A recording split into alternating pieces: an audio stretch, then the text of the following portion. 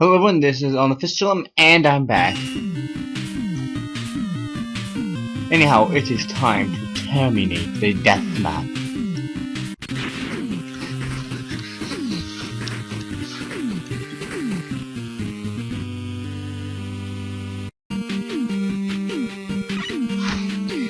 And here we have a graveyard themed place along with spiked floors and no enemies. For some reason, this somehow seems a bit ominous that there's not a single enemy in here. But there are spikes, and there are elevator rides with more spikes. Thankfully, these spikes are not instant death spikes. However, I will still be trying to avoid them all because, well, nobody likes taking damage. This one can be a bit tricky in terms of threading the needle, but once you get past that one, simply slide out of the way and let the coffin elevator descend.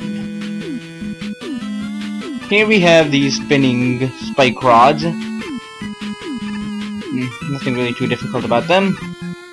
And we have spike presses. And in case wondering, the spikes on the spike presses are instant death. The only instant death gimmick in the entire game. In spite of the fact that this is Deathman stage, none of the other spikes actually give you instant death. It's only those spikes. But in any case, that was pretty easy to bypass. This one can be a bit on the tricky side. This one you have to be really precise as it's descending. You don't want to go too early or you'll jump into that, or you don't want to go too late or you won't make the jump in time.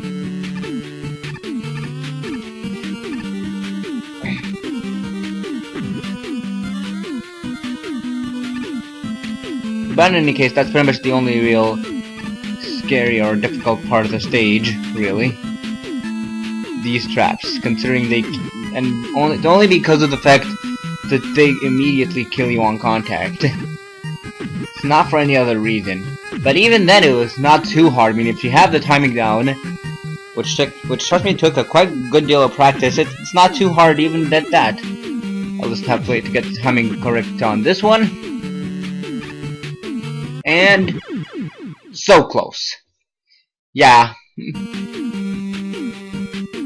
Those are pretty much the only problem areas in the entire stage.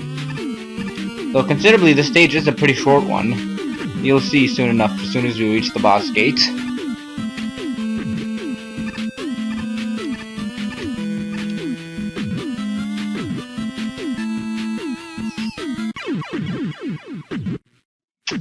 Yeah, that one takes a... Yeah, that one can be problematic.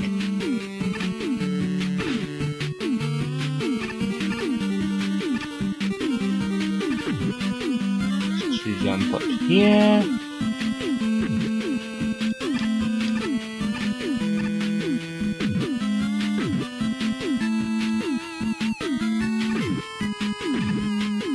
And we're through the first part of it. If we can make it past this one, we can pretty much make it past. Beautiful, though I think that was more of my fault for bad timing. But in any case.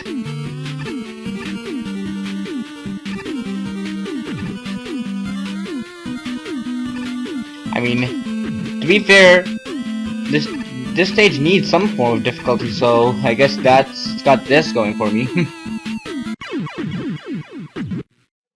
Unfortunately, the difficulty could be a bit more distributed, considering these rotating spike bars aren't really too difficult. I mean, they do get a bit tricky later on, but even then, not so much.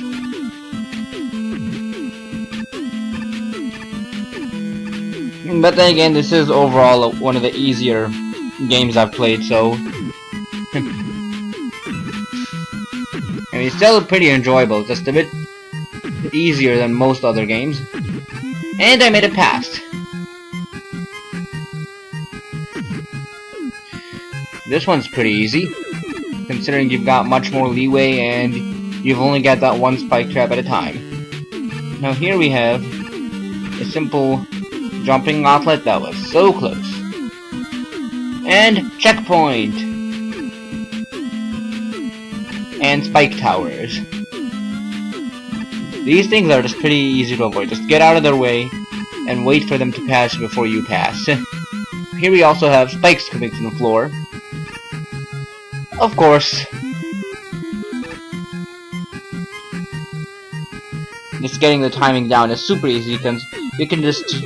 The spikes last for only a short amount of time, so they don't really last long enough to be a concernable threat.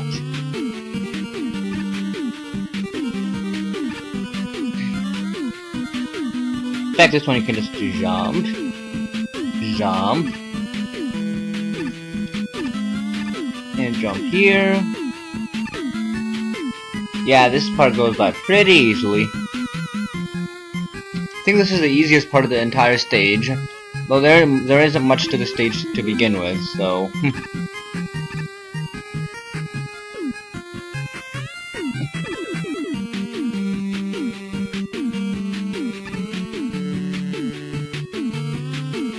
I think I'll wait for that just to be on the safe side, even though I'm pretty sure I can make the timing pretty well without having to do this.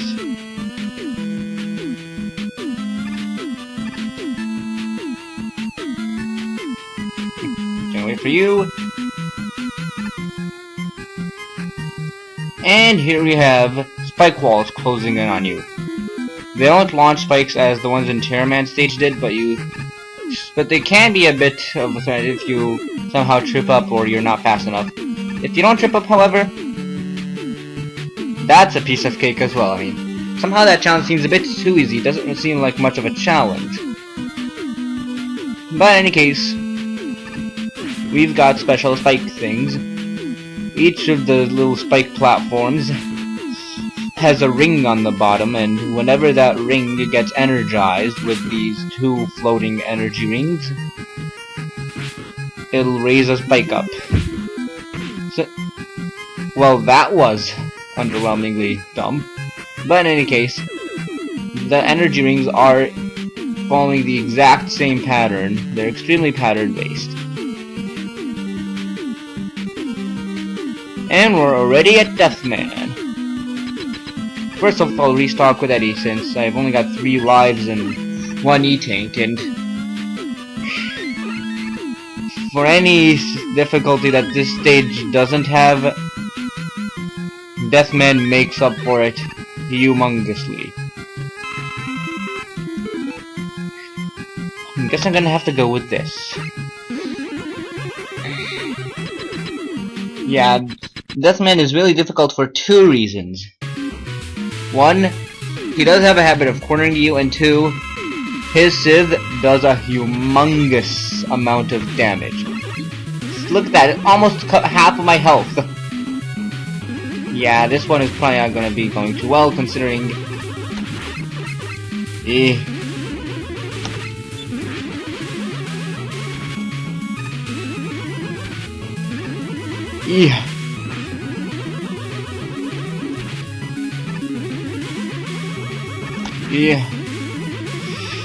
Yeah, I really want to avoid any of his attempts to corner you. Yeah, this boss is a nightmare. And I was so close, too. Yeah. Somehow this boss seems a bit cheap, though, considering his attack is difficult to dodge. But most of the difficulty comes from the fact that you don't want that it's difficult to... Yeah, it's difficult to not get... Wait. Okay, somehow... Okay. This is the first time this happened to me in a good while. Where essentially I'm firing a stream of mid-charged shots. No, I guess I'll use an E-tank, see if that interrupts anything. And it does. Not so sure how that happened or why. I mean, this happened a couple more other times while I was playing this game, but I'm not exactly sure what controls it. But alas, I have an E-tank, I'm gonna use it. And it's my last one. Better make this one count. Better make it count. One more. And I'm finally done with this horrible stage. Deathman is dead. And it's Justice. Justice Man? I didn't expect you to defeat Deathman so easily. Believe me, I didn't either. Why are you doing this? For freedom, Mega Man. Freedom. Since Shockman damaged me, I've seen things differently.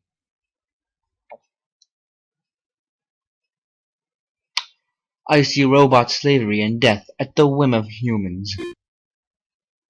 I had a choice to refuse my creators. A choice I shared with my team of robot masters. They would help me defy the humans and forge a new destiny for all robot kind. But I knew you and your rock force would resist us. That is why we captured your team, brother. However, where it failed, you succeeded. But all is not lost. I only need time. So yeah, that's an interesting plot twist. Thankfully, Justice Man, after having disappeared, is alright. Anyhow, that was a bit of a thing. And thankfully I beat Death and I'm still here, so... This is On the Fist Film, signing off. Arrivederci!